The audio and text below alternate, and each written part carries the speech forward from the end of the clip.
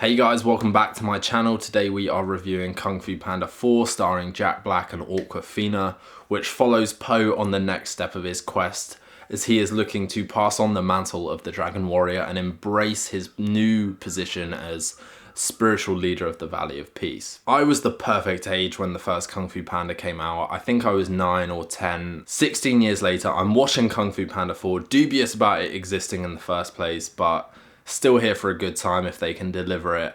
And it just felt hollow to me. The fact that the film had already stripped the Furious Five from the cast gave you an inclination that it was going to feel like a different film.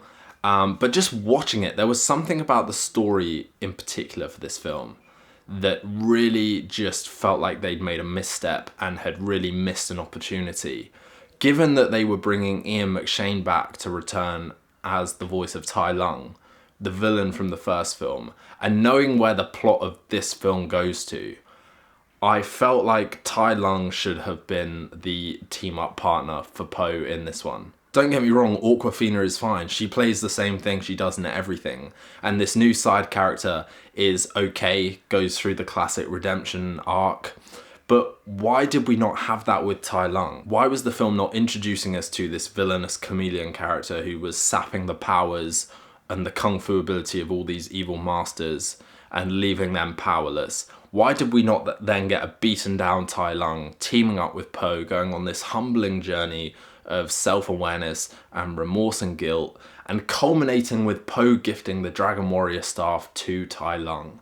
What a full circle moment that could have been, and what an actually empowering and compelling character arc that could have been for both characters and Master Shifu, because he's got shared history there as well.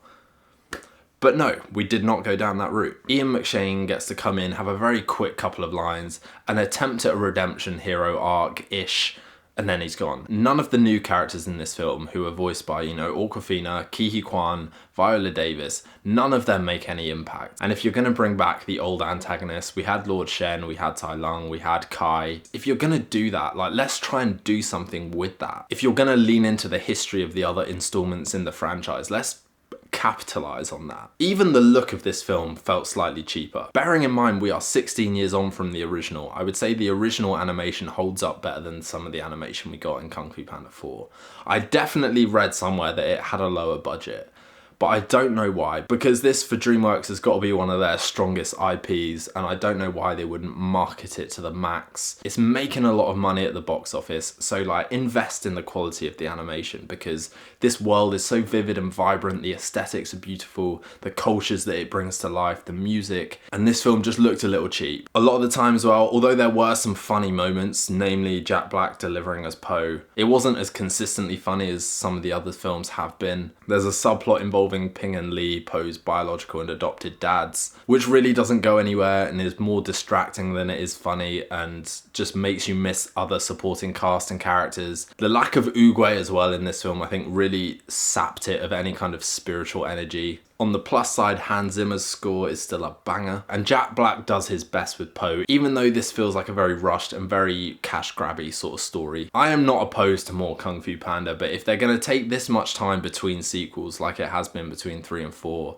put more effort into it, invest in the story and the quality of the animation, deliver something to fans and audiences that is going to justify existing in the first place. Because if anyone rushes to rewatch this franchise, I don't think there's any beyond the first two that really demand rewatching. Younger viewers will love it, don't get me wrong, but it's kind of how I responded to the Mario movie, which is, it felt cheap, it felt corporate, it did not feel like it had any heart or soul invested into the story and the characters.